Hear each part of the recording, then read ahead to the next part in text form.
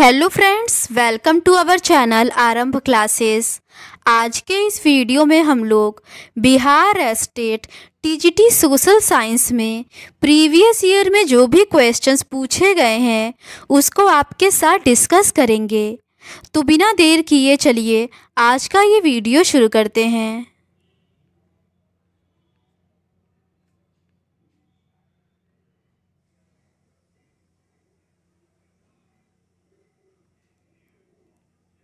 इस question paper के ऊपर के 50 क्वेश्चंस का डिस्कशन हम लोगों ने इस सीरीज़ के प्रीवियस पार्ट में कर लिया है। आज हम लोग उसके आगे के क्वेश्चंस का डिस्कशन करेंगे। क्वेश्चन नंबर 51 है, भारत का लगभग डैश मैदानी क्षेत्र है जो कृषि और उद्योग के लिए सुविधाएं प्रदान करता है। इसका सही आंसर है ऑप्शन ए 0.43। भारत का लगभग 43.2% मैदानी क्षेत्र है जो कृषि और उद्योग के लिए सुविधाएं प्रदान करता है। एक अनुमान के अनुसार देश के समूचे क्षेत्रफल का 10.6% भाग पर्वतों, 18.5% भाग पहाड़ियों और 27.7% भाग पठारों के रूप में पाया जाता है। अगला प्रश्न है, निम्नलिखित में से कौन भारत में वाणिज्यिक फसल है? इसका सही आंसर है ऑप्शन डी ये सभी, सरसों, तंबाकू और जूट। सरसों, तंबाकू और जूट ये सभी फसलें भारत में वाणिज्यिक फसल के अंतर्गत आते हैं।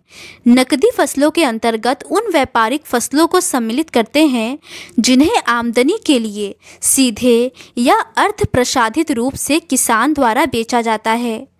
अगला प्रश्न है, केंद्रीय मात्स्यिकी शिक्षा संस्थान। इसका सही आंसर है ऑप्शन डी मुंबई, महाराष्ट्र में है।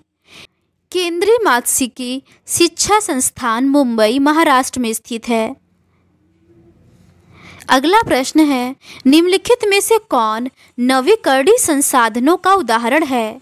इसका सही आंसर है ऑप्शन ए सौर ऊर्जा। सौर ऊर्जा नवीकरणीय ऊर्जा संसाधनों का उदाहरण है। नवीकरणीय ऊर्जा, जिसे अपरंपरागत ऊर्जा भी कहते हैं, से अभिप्राय ऊर्जा के ऐसे नए स्रोतों से है जिसमें सौर ऊर्जा, पवन ऊर्जा, बायोमास, ज्वारीय ऊर्जा, भूतापीय ऊर्जा, हाइड्रोजन आदि को सम्मिलित किया जाता है। ये प्रदूषण रहित और पर्यावरण मित्र हैं।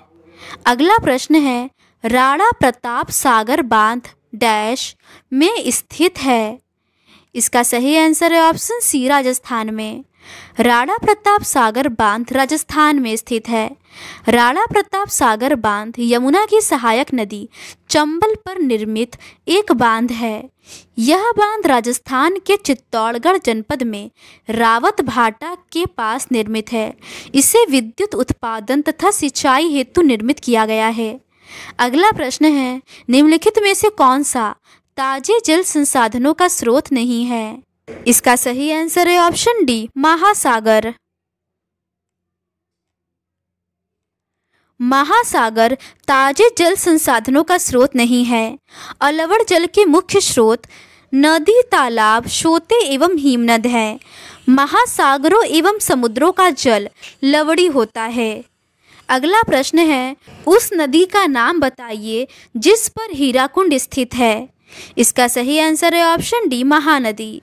महानदी पर हीराकुंड बांध स्थित है। इस परियोजना का उद्देश्य महानदी पर हीराकुंड, टीकरपाड़ा और नराज के पास 3 बांधों का निर्माण कर सिंचाई के लिए जल उपलब्ध कराना तथा बिजली का उत्पादन करना है। अगला प्रश्न है, निम्नलिखित में से कौन सी देश की महत्वपूर्ण सोने की खदानों में से एक नहीं है? इसका सही आंसर है ऑप्शन बी होस्पेट। होस्पेट देश की महत्वपूर्ण सोने की खदानों में से एक नहीं है। कर्नाटक में स्थित बेल्लारी होस्पेट क्षेत्र लौह अयस्क के उत्पादन के लिए प्रसिद्ध है, जबकि कोलार खान, रामगिरी, हट्टी सोने की खदानें हैं। अगला प्रश्न है, भारत का सबसे पुराना तेल क्षेत्र कहाँ है? इसका सही आंसर है ऑप्शन डी डिगबोई में। भारत का सबसे पुराना तेल क्षेत्र डिगबोई में है।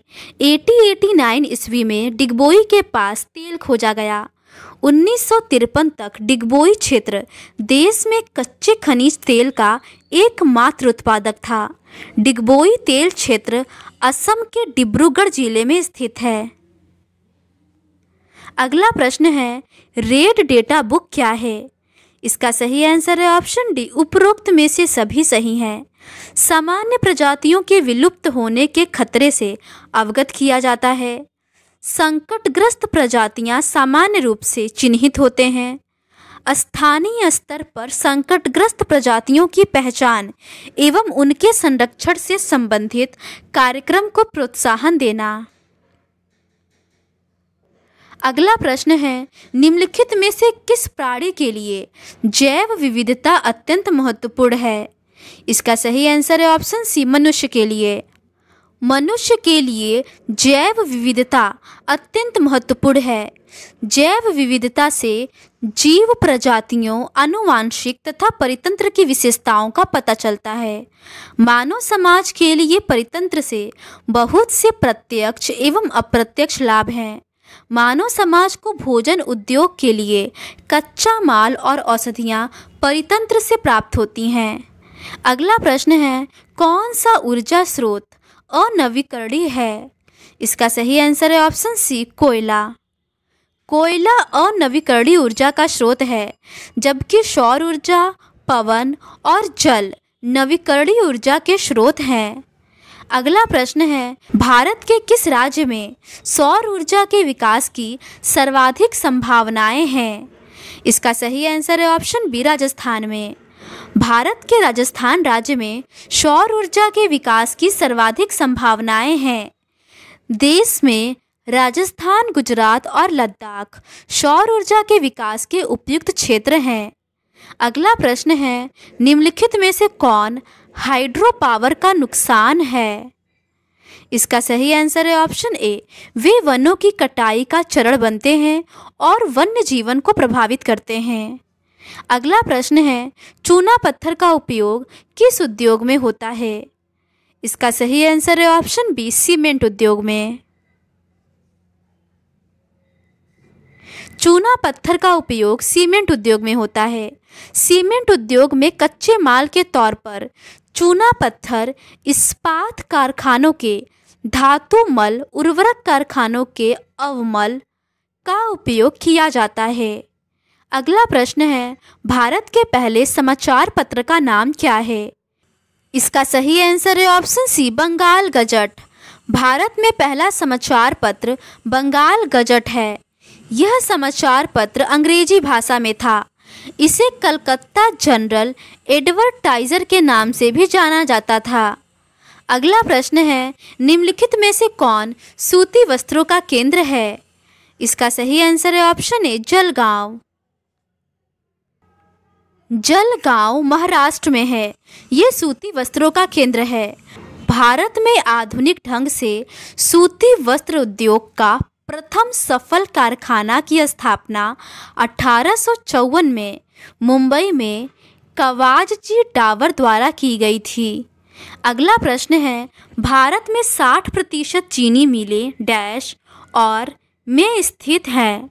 इसका सही आंसर है ऑप्शन ए, उत्तर प्रदेश और बिहार में।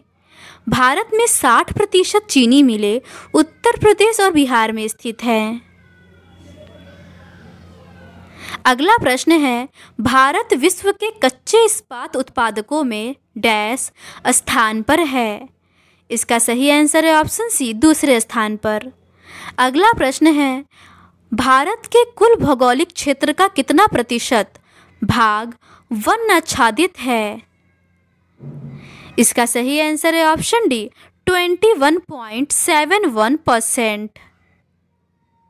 अगला प्रश्न है, संजय गांधी जैविक उद्यान बिहार में कहाँ पर स्थित है? इसका सही आंसर है ऑप्शन ए, पटना में।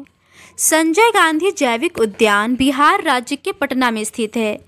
यह जैविक उद्यान अपने सामान्य और सफ़ेद संस्करण में कैद रॉयल बंगाल टाइगर के लिए प्रसिद्ध है। अगला प्रश्न है, बिहार में कृषि आधारित उद्योगों में कौन सा खाद्य उद्योग प्रमुख है?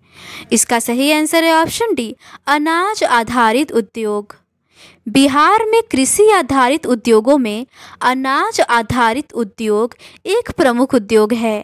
अन्य कृषि आधारित उद्योगों में जूट उद्योग, कपड़ा उद्योग, रेशम उद्योग, दुग्ध उद्योग आदि प्रमुख है। अगला प्रश्न है, निम्नलिखित में से कौन सा सही सुमेलित नहीं है? इसका सही आंसर है ऑप्शन सी, वाल्मीकि हजारीबाग। ये सही सुमेलित नहीं है। वाल्मीकि राष्ट्रीय पार्क बिहार में है। अगला प्रश्न है, 2011 की जनगणना के अनुसार भारत में निम्नलिखित में से किस राज्य की साक्षरता दर सबसे कम है? इसका सही आंसर है ऑप्शन बी, बिहार की। अगला प्रश्न है, गौरवपूर्ण क्रांति किस देश में हुई? इसका सही आंसर है ऑप्शन ए, इंग्लैंड में। गौरवपूर्ण क्रांति इंग्लैंड में हुई थी। यह एक राजनीतिक धार्मिक क्रांति थी जो 1688 में हुई थी। इसे रक्तहीन क्रांति के नाम से भी जाना जाता है। अगला प्रश्न है, अपने सभी नागरिकों को समान मताधिकार प्रदान करने वाला पहला देश कौन सा था? इसका सही आंसर है ऑप्शन बी, न्यूजीलैंड। अपने सभी नागरिकों को समान मताधिकार प्रदान करने वाला पहला देश न्यूजीलैंड है।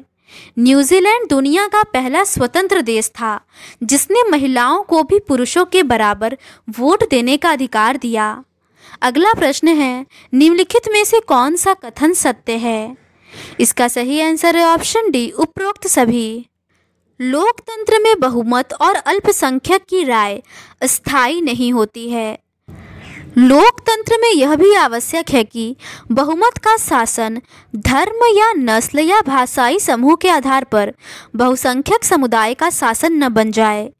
लोकतंत्र तभी तक लोकतंत्र बना रहता है जब तक प्रत्येक नागरिक को किसी समय बहुमत में होने का मौका मिलता है। ये सभी कथन सत्य हैं।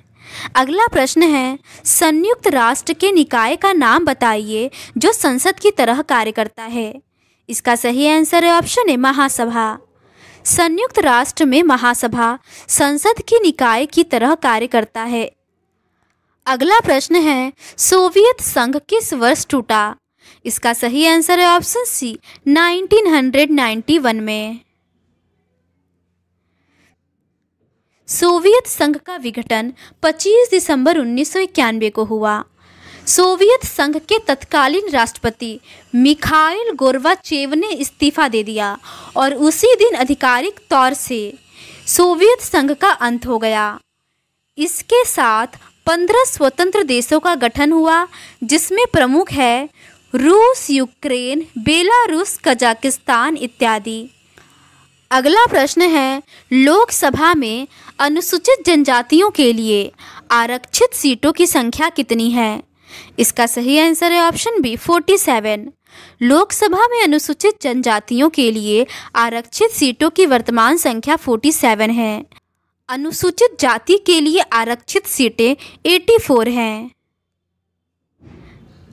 अगला प्रश्न है, स्थानीय निकाय चुनाव में महिलाओं को 50% आरक्षित करने वाला भारत का पहला राज्य कौन है? इसका सही आंसर है ऑप्शन ए, बिहार।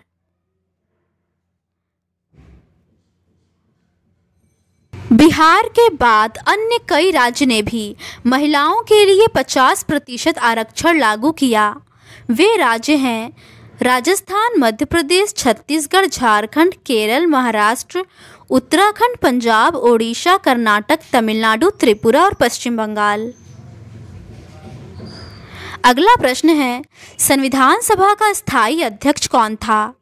इसका सही आंसर है option B, doctor Rajendra Prasad. Doctor Rajendra Prasad संविधान सभा के स्थायी अध्यक्ष थे। बाद में भारत के प्रथम राष्ट्रपति भी बने। अगला प्रश्न है, भारत के संविधान में कितने प्रकार के आपातकाल की परिकल्पना की गई है? इसका सही आंसर है ऑप्शन बी, 3 प्रकार के। भारतीय संविधान में 3 प्रकार के आपातकाल की परिकल्पना की गई है। पहला है राष्ट्रीय आपातकाल। इसका वर्णन अनुच्छेद 352 में है। ये युद्ध, बाहरी आक्रमण या विद्रोह से लगाया जाता है। दूसरा है राज्य आपातकाल या राष्ट्रपति शासन। इसका वर्णन अनुच्छेद 356 में है। ये राज्य में संवैधानिक संकट होने पर लागू होता है। तीसरा है आर्थिक आपातकाल। इसका वर्णन अनुच्छेद 360 में है। इसमें वित्तीय स्थिरता को खतरा होता है। अगला प्रश्न है, भारत में चुनाव कराने के लिए कौन जिम्मेदार है? इसका सही आंसर है ऑप्शन सी, भारत का चुनाव आयोग। भारत में चुनाव कराने की जिम्मेदारी भारतीय निर्वाचन आयोग की है। भारतीय निर्वाचन आयोग की स्थापना 25 जनवरी 1950 को हुई। इसका वर्णन संविधान के अनुच्छेद 324 से लेके अनुच्छेद 329 तक है। अगला प्रश्न है, सर्वोच्च न्यायालय में न्यायाधीशों की कुल स्वीकृत संख्या है? इसका सही आंसर है ऑप्शन सी, 34। भारतीय सर्वोच्च न्यायालय में न्यायाधीशों की कुल स्वीकृत संख्या 34 है। एक मुख्य न्यायाधीश और 33 अन्य न्यायाधीश। अगला प्रश्न है, भारत में राष्ट्रपति जो लोकसभा के अध्यक्ष भी थे। इसका सही आंसर है ऑप्शन डी, नीलम संजीव रेड्डी। नीलम संजीव रेड्डी भारत के इतिहास में केवल एक ऐसे व्यक्ति रहे हैं जो लोकसभा के अध्यक्ष रहे और बाद में राष्ट्रपति बने। ये लोकसभा के 2 बार अध्यक्ष थे, एक बार 1967 से लेकर 69 तक और दूसरी बार 1977 में। ये भारत के 6वें राष्ट्रपति थे। इनका समय काल 1977 से लेकर 1982 तक था। अगला प्रश्न है, भारत में राज्यसभा के सदस्यों का कार्यकाल कितना होता है? इसका सही आंसर है ऑप्शन डी, 6 साल। राज्यसभा एक अस्थायी सदन है। इसे भंग नहीं किया जा सकता। हर 2 वर्ष में 1/3 सदस्य सेवानिवृत्त हो जाते हैं और उनके स्थान पर नए सदस्य चुने जाते हैं। इस प्रकार सदस्य का कार्यकाल तो 6 वर्ष का होता है, लेकिन सदन निरंतर चलता रहता है। अगला प्रश्न है, निम्नलिखित में से कौन सी नियुक्ति भारत के राष्ट्रपति द्वारा नहीं की जाती है? इसका सही आंसर है ऑप्शन बी, लोकसभा अध्यक्ष। लोकसभा अध्यक्ष की नियुक्ति राष्ट्रपति द्वारा नहीं बल्कि लोकसभा के सदस्य ही करते हैं। अगला प्रश्न है, निम्नलिखित में से भारत के लिए कौन सा कथन सही है? इसका सही आंसर है ऑप्शन सी, यहाँ धर्मनिरपेक्षता का सिद्धांत है। अगला प्रश्न है, लोकतंत्र के अस्तित्व के लिए क्या आवश्यक है? इसका सही आंसर है ऑप्शन बी, अधिकार। लोकतंत्र के अस्तित्व के लिए अधिकार अत्यंत आवश्यक है। अगला प्रश्न है, उस देश का नाम बताइए जिस पर वंशानुगत राजा का शासन होता है और जहां शासकों को चुनने या बदलने में जनता की कोई भूमिका नहीं होती। इसका सही आंसर है ऑप्शन बी, सऊदी अरब। सऊदी अरब में वंशानुगत राजा का शासन होता है और जनता के शासकों को चुनने या बदलने का कोई अधिकार नहीं होता। उसे साम्राज्य या राजतंत्र की भूमिका नहीं होती। उसे पूर्ण राजतंत्र कहते हैं। अगला प्रश्न है, भारत में सूचना का अधिकार किस वर्ष पारित किया गया था? इसका सही आंसर है ऑप्शन बी, 2005 में। भारत में सूचना का अधिकार अधिनियम 12 मई 2005 को पारित किया गया था। ये 12 अक्टूबर 2005 से लागू हुआ। अगला प्रश्न है, सत्ता में भागीदारी का सही लाभ क्या है? इसका सही आंसर है ऑप्शन डी, विभिन्न समुदायों के बीच टकराव में कमी। विभिन्न समुदायों के बीच टकराव की कमी सत्ता में भागीदारी का एक महत्वपूर्ण और सही लाभ है। अगला प्रश्न है, 2024 में भारत में कितने राष्ट्रीय राजनीतिक दल थे? इसका सही आंसर है ऑप्शन बी, 6। अगला प्रश्न है, निम्नलिखित में से कौन सा सत्ता साझेदारी का रूप नहीं है? इसका सही आंसर है ऑप्शन सी, लोगों के बीच शक्ति का विभाजन। ये सत्ता साझेदारी का रूप नहीं है। शक्ति का ऊर्ध्वाधर विभाजन, शक्ति का क्षैतिज विभाजन, सामाजिक समूहों के बीच शक्ति का विभाजन, ये सभी सत्ता साझेदारी के रूप हैं। अगला प्रश्न है, धार्मिक शिक्षा और विश्वास तथा तर्कसंगत शिक्षा और विश्वास के बीच संघर्ष बुनियादी है। की पहचान की विशिष्टता।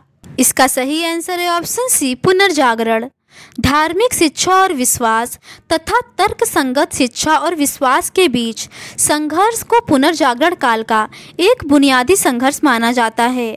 इसके तत्व हैं आधार, प्रेरणा, विचार, प्रमुख केंद्र, शिक्षा पद्धति। अगला प्रश्न है, निम्नलिखित में से कौन सा लोकतंत्र के परिणामों का एक उदाहरण है जो एक जवाबदेह सरकार का निर्माण करता है?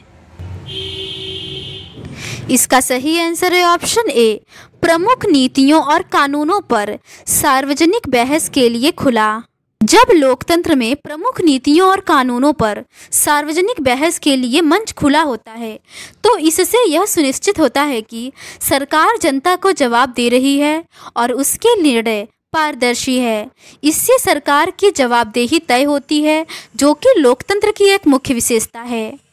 अगला प्रश्न है, जब औद्योगिक प्रक्रियाओं के संचालन के कारण बड़ी संख्या में श्रमिक बेरोजगार हो जाते हैं तो इस घटना को कहा जाता है? इसका सही आंसर है ऑप्शन सी, संरचनात्मक बेरोजगारी। औद्योगिक प्रक्रियाओं के संचालन के कारण बड़ी संख्या में श्रमिक बेरोजगार हो जाते हैं तो इस घटना को संरचनात्मक बेरोजगारी कहा जाता है।